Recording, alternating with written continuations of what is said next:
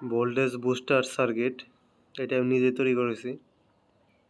এটির মাধ্যমে voltage boost করতে পারবেন 3.7 ভোল্ট থেকে 12 ভোল্ট, ম্যাক্সিমাম 15 ভোল্ট পর্যন্ত বুস্ট করতে পারবেন।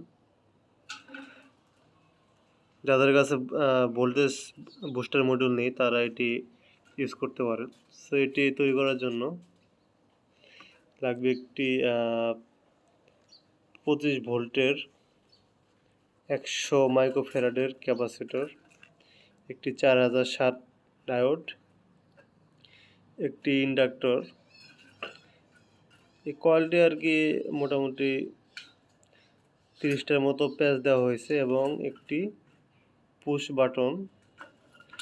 সো এখানে সেট আপ হবে এভাবে, এখানে যাবে ব্যাটারির পজিটিভ আর এখানে যাবে নেগেটিভ পয়েন্ট।